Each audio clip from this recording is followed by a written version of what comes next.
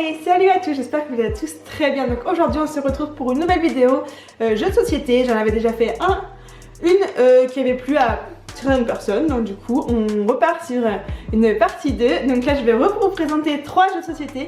Je vais vous montrer comment on y joue, les règles du jeu, etc. Comme la première partie. Donc je vais vous dire déjà les jeux que je vais vous présenter dans cette vidéo. Donc le jeu Creativity. Un jeu de Harry Potter, donc c'est Harry Potter le jeu, tout simplement, hein, on va pas chercher midi à 14h. Et le jeu les logos. Voilà, j'ai fait me la mettre dans la tête mais tout va bien. Donc on va commencer par le jeu des logos. Donc c'est le logo et les marques. Donc du coup c'est un jeu qui consiste à avoir des questions sur découvrir un logo ou alors des questions sur une marque en particulier. Moi j'aime bien ça parce que ça nous fait un petit peu de culture générale, ça nous apprend des choses sur les marques, en quelle année elles ont été créées, comment elles ont été créées, par qui, machin, enfin des petits détails qu'on ne pouvait même pas y penser. Voilà. Donc ce jeu consiste à avoir un plateau. Il fait partie aussi des jeux des Best of TV, des trucs des émissions. Il y a un autre je crois aussi, enfin musique aussi je crois, si je ne me trompe pas, il y a musique, télé et puis les logos. Logos il y a plusieurs, enfin pareil il y a plusieurs des rééditions pour mettre avec des nouveaux trucs, etc. Là je ne sais pas c'est laquelle année, on va pas s'en préoccuper, c'est pas grave. Sinon le plateau fonctionne comme ça. Il n'y a pas besoin de dés, on avance si on a la bonne réponse à la couleur de la réponse qu'on a répondu en fait tout simplement. Donc ça fait un gros point d'interrogation. On peut jouer à 6, c'est ça. Après on peut faire aussi des équipes. Quand on a envie que la partie dure soit un petit peu plus rapide, on peut faire des équipes. Donc on a un gros truc de questions. Voilà, donc il y a vraiment pas mal de questions. Donc il y a des questions qui sont... donc celle-ci c'est des questions un petit peu mystères. Il n'y a pas vraiment de thème, ça peut être sur tout et sur n'importe quoi. Là par exemple on a sur les expressions. Voilà, donc en fait il faut compléter les pubs. Tout simplement les expressions qu'on peut retrouver dans les pubs par exemple. Après, hop, par exemple, on va avoir aussi des logos comme ça, donc il va falloir deviner, ça va être que sur cette marque-là, donc il va falloir deviner du coup en première question, tout le temps, très souvent c'est le logo, la marque, et ensuite bah, ça va être des questions, par exemple là c'est Duracell, donc ça va être autour de Duracell, tout simplement des questions autour de cette marque-là. Donc en fait ce qui est plus difficile, je trouve, c'est la première question sur les logos, c'est assez simple à chaque fois. Mystère, bon, on peut tomber sur tout et n'importe quoi, et après quand c'est sur un thème, faut bien rester en tête parce que des fois la question elle veut un peu rien dire thématique comme ça, mais c'est vraiment sur toutes les marques imaginables, même des marques qu'on ne connaît même pas des fois, je ne sais même pas c'est quoi, mais c'est assez sympa à partager. Je sais qu'on y a joué plusieurs fois et c'est toujours bon enfant. Donc du coup pour avancer comme je vous disais, il n'y a pas de dés, donc il faut répondre à chaque question de la carte. On répond bien à la première, on avance à la case violette, verte, jaune et rouge, donc c'est jamais dans le même ordre sur le plateau, il y a toujours... C'est pas un algorithme fixe, c'est vraiment au hasard. Des fois on va bien répondre à la première, on va avancer de loin. Et finalement on répond bien à la deuxième, mais on répond que de 1 et inversement, etc. Vous voyez ce que je veux dire. Quand on arrive à la fin, donc on a les 4 couleurs à la fin du plateau. Là il faut répondre bon à toute la carte évidemment. Ah oui, et je viens de relire la petite notice voir si j'ai pas oublié quelque chose. Et c'est vrai que ce qui peut être sympa, on peut aller voler les bonnes réponses aux copains. Par exemple, on me pose la question, je n'ai pas la réponse. Et là, la personne qui pose la question ne doit pas dire la réponse tout de suite. Mais ça, on oublie tout le temps. Quand on joue, à chaque fois, on fait mais non, mais fallait pas dire la réponse. Et en fait, quand on sait la réponse, la personne d'à côté connaît la réponse et toi tu ne la sais pas. Et la personne d'à côté, si toi tu dis je ne sais pas ou tu donnes une mauvaise réponse, la personne d'à côté peut répondre à ta place et elle avancer du coup à ta place. Ça c'est vachement bien parce que ça permet de quand même avancer, même si à chaque fois on tombe sur parce qu'on peut tomber sur des cartes qu'on ne connaît jamais rien sur la carte, et bien là ça permettrait du coup d'avancer quand même malgré qu'on tombe sur des cartes un peu de merde si je peux dire. Je suis pas sûre qu'on applique, je vais terminer de lire la notice. En fait à chaque fois je pense que nous à chaque fois on jette la carte, enfin on jette entre guillemets la carte, mais en fait il faut continuer malgré qu'il n'y ait pas la bonne réponse sur la première carte.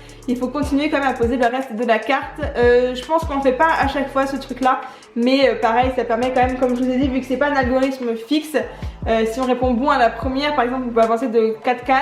Et si on répond bon à la deuxième alors qu'on a répondu mal à la première, on peut avancer par exemple que d'une case ou de 2, enfin voilà. Vous voyez ce que je veux dire? Je pense que c'est assez clair.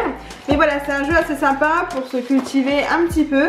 et pour en apprendre un petit peu plus sur les marques, etc. Parce que c'est vachement intéressant et c'est assez sympa parce que c'est quand même c'est pas un jeu où on va rigoler, mais on arrive toujours à trouver de la rigolade dans un jeu de société de toute façon. Voilà pour ce premier jeu qui est plutôt sympa. Moi pour le coup, je crois que je l'avais eu à un magasin d'occasion, donc j'avais dû le payer 5 €. C'est des genres de jeux qu'on peut trouver facilement en occasion, en brocante, etc. Mais sinon après c'est pas des jeux qui coûtent excessivement cher. Ils doivent coûter une vingtaine d'euros, je pense, neufs, mais c'est des jeux, comme je vous ai dit, on peut trouver facilement d'occasion. Ensuite, on va passer au jeu Creativity. Donc là pour le coup c'est un jeu un petit peu plus fun parce que ça va permettre à la création du cerveau, c'est plus manuel en fait. Donc ce jeu consiste, donc il faut évidemment pour ce jeu être en équipe. Donc c'est un jeu où il n'y a pas de questions du tout, enfin pas de questions entre guillemets, mais c'est pas un jeu à proprement dit de questions. C'est plutôt un jeu où il faut faire deviner des choses à son équipe à travers différents thèmes. Donc soit le dessin, la pâte à modeler, le mime, le fredonnement, on a des fils, je vous montrerai ça après. En faisant le clown, en disant un seul mot, en disant que 2 mots, ou alors on a la petite question à la fin si on n'arrive pas à faire avec les autres. Par exemple là j'ai un pneu, voilà, on va prendre une carte, ça sera plus facile d'expliquer. Donc là voilà, on a un pneu, il faut que je fasse deviner un pneu à mon partenaire. Faire deviner un pneu c'est pas évident déjà. Mais par exemple là, le plus simple en réalité ça serait pour moi le dessin à la rigueur ou le mot, voilà, ou la question, mais c'est ce qui rapporte du coup le moins de points.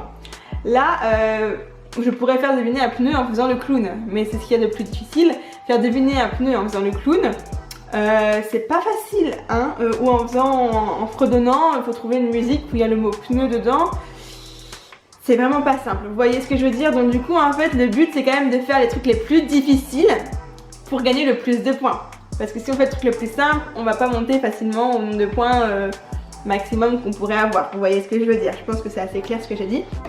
Donc là voilà, moi j'aurais fait par exemple le dessin, mais j'aurais gagné que 20 points si mon partenaire devine déjà que c'est un pneu. Donc voilà.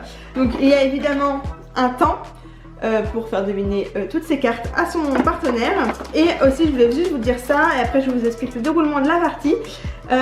Donc du coup on a aussi ces petits trucs là qui peuvent être bénéfiques ou malus. Donc on peut l'utiliser ou ne pas l'utiliser, soit ça reste une option, soit on l'impose, soit on l'utilise pas. Voilà, ça c'est un petit peu le truc un petit peu qui rend le jeu un peu plus pétillant, plus difficile. Donc on tourne la flèche et par exemple là je suis tombée sur un mot, donc je dois faire deviner toutes mes cartes qu'avec le un mot. Je n'ai pas le droit de faire autre chose. Donc quand on tombe sur fredonner, pour faire deviner tout en fredonnant, c'est très compliqué. Mais après du coup en général ça rapporte masse de points si on a des bonnes réponses. Il faut voir le bon côté, mais on peut tomber aussi sur la case moins 100, etc. Mais ça peut mettre un petit peu de piment au jeu et c'est ça qui rend le truc un peu rigolo parce que quand on tombe sur des choses improbables à faire, dans un truc improbable à trouver, enfin voilà, vous avez compris, c'est ça qui est vraiment fun, voilà. Donc voilà déjà pour les bases du jeu. Donc du coup comme je disais, il faut plus faire des équipes, c'est mieux. On a les petites fiches de score comme ça, donc là c'est une partie que nous avions joué. Voilà, donc des petites fiches de score. Donc le but du jeu, donc du coup c'est d'avoir le maximum de points dans son équipe évidemment. Il faut chaque joueur plutôt démarre avec 5 cartes face cachées. Donc je ne sais pas combien de temps dure le sablier, là je vois pas si c'est écrit ou pas, enfin je n'arrive pas à trouver. Mais je pense que c'est à peu près 1 minute, voire 2 minutes le sablier, mais ça passe assez vite. Et du coup il faut se dépêcher dès que c'est à notre tour. Il faut prendre la carte dans l'ordre qu'on veut, il n'y a pas d'importance. Donc on la prend, on voit tout de suite le mot, du coup il faut choisir assez rapidement ce qu'on fait si on n'a pas tourné la roue.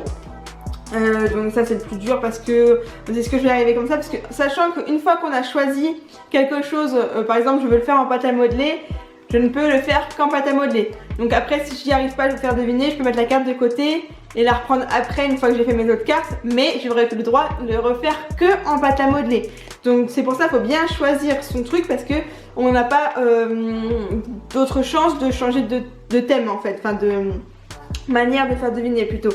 Donc voilà. Mais par contre si on n'arrive pas à faire deviner, on reste trop de temps sur la carte, on peut passer aux autres cartes et revenir sur celle-ci ultérieurement si on a encore du temps évidemment. Donc du coup comme je vous disais, on a différentes manières de faire deviner. Donc du coup le dessin tout simplement c'est un dessin. Voilà, on a des feuilles blanches avec un crayon intégré à l'intérieur. Pâte à modeler, pareil, c'est de la pâte à modeler. Ensuite en mime, évidemment c'est du mime, donc pareil il ne faut pas parler, c'est que du mime. Le fredonnant en fait il faut faire une musique, donc ils disent soit la bouche fermée soit en sifflant. Mais après pareil pour faire deviner il faut quand même qu'il y ait des choses en rapport avec le mot que vous faites deviner. Avec les fils du coup c'est ça, les fils. En fait on a 2 fils comme ça avec une barre en métal à l'intérieur.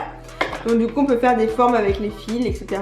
Ça des fois ça peut être pratique, ça fait gagner pas mal de points pour des animaux. Enfin par exemple faire un escargot, faire une main, faire un Mickey ou quoi que ce soit. Il y a tout ça dedans si je me trompe pas. Avec les fils c'est faisable en fait. Faut juste arriver à bien les manier pour bien qu'ils restent en place. Mais ça reste assez faisable et ça fait gagner souvent pas mal de points. Ensuite en faisant le clown, je trouve que c'est ce qui est le plus difficile parce que c'est pas très clair. En faisant le clown, ils disent vous pouvez seulement faire des grimaces, des sons, donc des onomatopées ou des bruitages. Donc on n'a pas le droit de parler, de dire de mots, même pas mimer vraiment, mais c'est une façon assez bizarre. N'hésitez pas également à... vous ne pouvez pas prononcer de mots, fredonner une chanson par exemple. Donc j'ai juste le droit de faire plaf, pouf, c'est assez bizarre comme façon de faire deviner et c'est assez difficile du coup de faire deviner dans ce thème. Ensuite comme je vous ai dit il y a un mot, 2 mots et après on a une petite question sur la carte qui permet de faire deviner. Voilà donc il n'y a pas de plateau ni de dés avec ce jeu, c'est juste chacun son tour à faire deviner ses cartes. Puis la personne, l'équipe avec le maximum de points à la fin a gagné. Et pour plus de fun évidemment il faut jouer avec cette petite roue. Ça ce jeu là si je me trompe pas je l'avais payé une vingtaine d'euros, je crois 29 euros, un truc comme ça. Je l'avais trouvé au Furet du Nord, pareil quand j'ai envie de nouveaux jeux en général je vais dans un magasin comme ça. Je regarde et je prends un petit peu au coup de cœur, voilà. Et ensuite le dernier jeu qui je pense vous intéresse un petit peu plus c'est le jeu tout simplement Harry Potter, voilà. Donc là, hop là. Si je me trompe pas ça fait 2 ans que je l'ai, on n'y a joué pas beaucoup au final. On a plus joué au Trivial Pursuit qu'à celui-ci. Donc on a un plateau également. Un petit plateau, voilà, comme ça, qui marche en arc de cercle, voilà. Donc c'est du film à film en fait. Donc au début du plateau c'est l'école des sorciers, ensuite la chambre de secret, la prison de l'Azkaban, etc. Jusqu'au relique de la morgue. C'est à peu près pareil, mais jusqu'au relique de la mort, voilà. Donc c'est un plateau assez petit, mais ce qui est sympa en plus dans ce jeu, c'est on a des questions qui ressemblent aux questions du Trivial Pursuit, mais on a aussi des défis, et ça c'est ça qui ajoute un petit peu de piment au jeu et de différence au Trivial Pursuit. Donc c'est pour ça que c'est bien d'avoir les deux. Donc on a plusieurs personnages, on a Neville Londubat, Draco Malfoy, Hermione Granger, Ginny Weasley, Harry Potter et Ron Weasley, voilà. Ils mettent jamais Luna dans les personnages et ça c'est un petit peu nul parce que Luna, c'est quand même Luna quoi. Voilà, donc sur des petits supports etc. Donc on peut jouer en équipe ou solo. Moi je crois que j'ai déjà joué en équipe et solo, j'ai déjà fait les deux. On a aussi un petit sablier pour certains trucs qu'on a besoin, je crois on a besoin de sablier pour certains thèmes. Donc du coup on a des questions par rapport à la période du film, donc par rapport aux couleurs des cases etc. Mais on a aussi les cases défis. Donc les cases défis, on va voir par exemple là on va devoir dessiner Dobby, mimer Bellatrix et ou alors on a la question surprise. Donc c'est là par exemple, donc surprise ça peut être tout et n'importe quoi. Donc là par exemple c'est retrouver mon nom du personnage avec les lettres mélangées. Donc là j'ai tout de suite remarqué que c'était Peter Pettigrew. Toutes les périodes du film et on est automatiquement obligé de s'arrêter sur la case défi. Et quand on est sur la case défi, on sait très bien qu'il y a le mime, le dessin et la question mystère, mais on ne sait pas ce qui se cache derrière évidemment. Donc du coup il faut choisir avant que la question soit posée pour qu'on puisse faire la chose quoi. Donc du coup on est automatiquement obligé de s'arrêter sur la case défi à chaque fin d'épisode, à chaque fin de film en fait, et répondre correctement à cette case, sinon nous n'avançons pas, évidemment. Aussi une case hibou, attendez. Voilà, donc la case hibou en fait quand on tombe dessus on a une carte un petit peu bonus, en général c'est bonus. Je ne crois pas qu'il y a des malus par contre. Il doit y en avoir mais principalement c'est du bonus. Donc par exemple cette carte vous permet d'être préfet, conserver cette carte, elle vous permet de donner 2 réponses à votre prochaine question. Donc en fait si on a faux à la première réponse mais que par exemple notre coéquipier ou moi-même si ah mince c'était pas ça, je suis bête, j'ai répondu trop vite, je peux donner une deuxième réponse pour pouvoir avancer. Voilà, donc ça peut être des petites cartes bonus. Et puis bah, là, quand on gagne, c'est quand on est arrivé à la fin des films. Donc c'est un petit peu différent du Trivial Pursuit, c'est un petit peu plus rapide que le Trivial Pursuit. Donc c'est bien pour contrer un peu voilà, le Trivial qui est un petit peu long comme jeu. Là au moins ça permet d'aller un petit peu plus rapidement. Après pour ce qui est au niveau des cartes, on a par difficulté un chapeau, deux chapeaux, trois chapeaux. Après ça dépend des questions, des fois les trois chapeaux vont être plus simples pour vous que le 1. Mais les questions sont relativement plus simples que le Trivial Pursuit et même vraiment beaucoup plus simple. Là en plus on a des propositions. Après pour les personnes qui connaissent vraiment bien les films, les propositions, dans l'idéal on ne les fait pas parce que sinon ça devient vraiment assez simple. Donc là pour les personnes qui aiment bien Harry Potter, qui ne connaissent pas tout, qui n'ont pas lu les livres, ils peuvent acheter ce jeu qui sera jouable par tout le monde, même les personnes qui n'ont pas lu les livres. Alors que pour le Trivial Pursuit, quand on n'a pas lu les livres, ça se corse quand même beaucoup parce qu'il y a quand même des questions sur les livres et qu'on ne voit pas dans les films évidemment.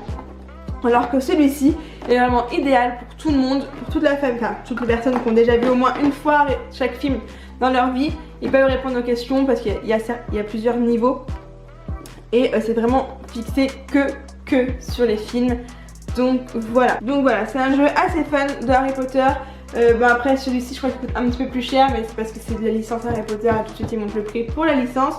Mais je vous conseille ce jeu vraiment pour les personnes qui sont fans mais qui n'ont pas lu les livres par exemple. Et que ce que j'apprécie, qui en plus c'est des défis vraiment qui donnent un petit peu de piment au jeu et qui rendent les choses un petit peu plus drôles, de mimer par exemple Bellatrix Lestrange, c'est quand même assez fun à faire quoi, parce que c'est quand même un personnage assez atypique. Donc voilà.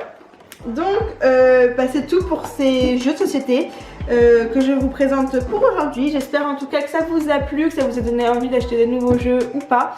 Donc comme je vous ai déjà dit, je crois dans la dernière vidéo de jeux de société, vous pouvez me faire partager vos jeux de société que vous appréciez beaucoup en commentaire. Voilà, moi c'est pas fini, j'en ai encore plein à vous présenter. Là c'est que j'en ai vous présenté que 6 et j'en ai vraiment pas mal et je sais très bien que je vais en racheter, donc voilà. Dans tous les cas, j'espère vraiment que cette vidéo vous a plu. Si elle vous a plu, n'hésitez pas à mettre un petit pouce en l'air et à me laisser un petit commentaire, voilà. Et à vous abonner à mes réseaux sociaux qui s'affichent juste en outro et qui sont disponibles aussi en barre d'infos. Voilà, moi je vous fais plein de gros bisous, on se dit à très bientôt, ciao.